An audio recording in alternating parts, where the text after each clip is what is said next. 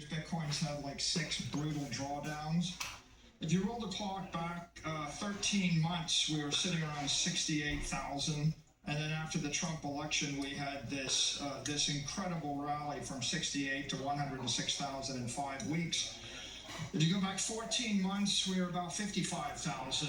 And so if you said we're going to go from 55,000 to 94,000 in 14 months, that would have exceeded any reasonable investor's expectations.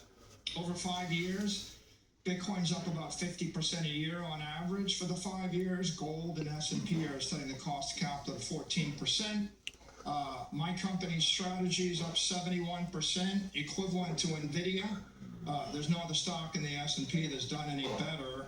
So I think the volatility comes with the territory. If you're going to be a Bitcoin investor, you need a 4-year time horizon, and you need to be prepared to handle the volatility in this market. So when you look at the price right now, and then we'll talk about the implications for strategy, but when you look at the price right now, what does the upside at this moment look like to you, and what does the downside in this moment look like to you?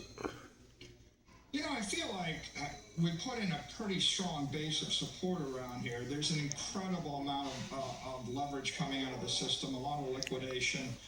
A lot of the OG holders were selling at the $100,000 level, and so I'm fairly comfortable at this level. I would think that we'll build from this base and we'll rally from here.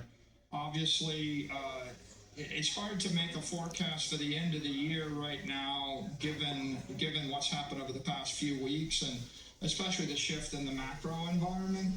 But, you know, as you know, my view is Bitcoin's going to outperform gold. It's going to outperform the S&P. It is digital capital. And so if you're a long-term investor, this is the place to be. In terms of the way your fund is structured and the debt that you've taken out to effectively buy Bitcoin, what are the trigger points, just so people understand the full risks involved for you, in terms of some of these preferreds and other things, in terms of where Bitcoin needs to lie, either on the low end? Well, I mean, it's pretty important to note that we're not even 1.15 times levered. We're very fractionally levered, and our debt that we have is 4.5 years out.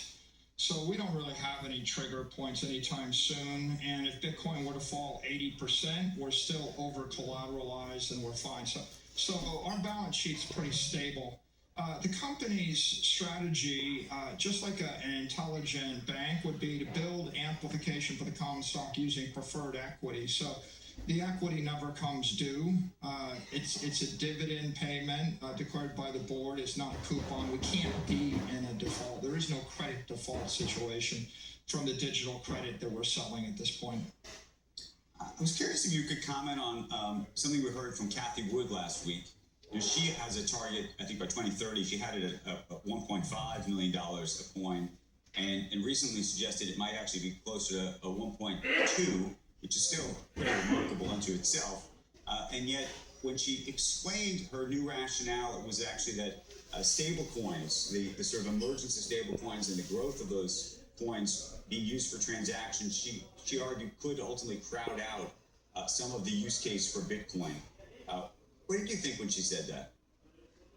I think the entire digital assets economy is exploding and growing in a bunch of different dimensions. Right now, the way to think of it is that half of the economy is built around Bitcoin. It's digital capital. Bitcoin is digital gold. And the killer application on top of digital capital is digital credit. Instruments like Stretch, STRC, credit instruments that pay yield. And that's a very simple business.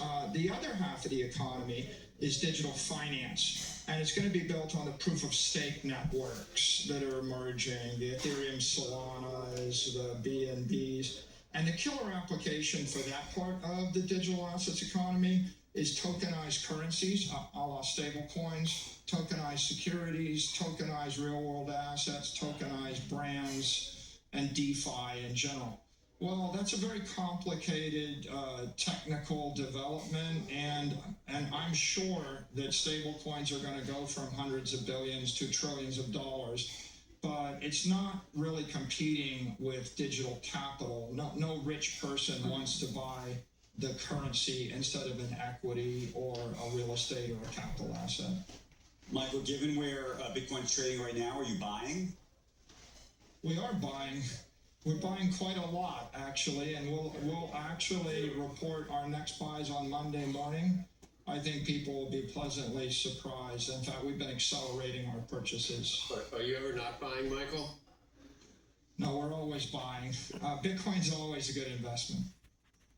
But no, that's interesting though. In terms of buying today at $95,364 versus buying 2 or 3 weeks ago, you're saying you were buying it at both.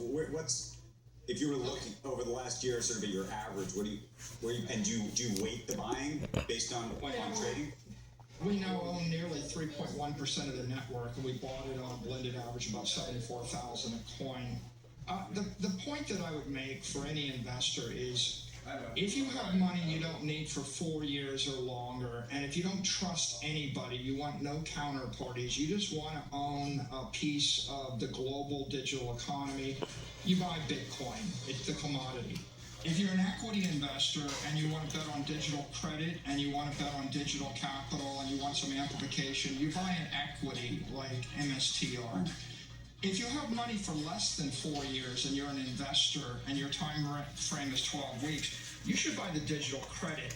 For example, the credit instruments we've created have stripped the volatility off of Bitcoin. Bitcoin's vol is like 45 on a trailing 30-day average.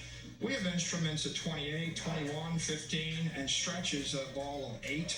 So if what you want is like a serious yield, you want the credit, you don't want the equity or the commodity. We're up against a hard break. Mike, I want to thank you for joining us. We'll come right back after this.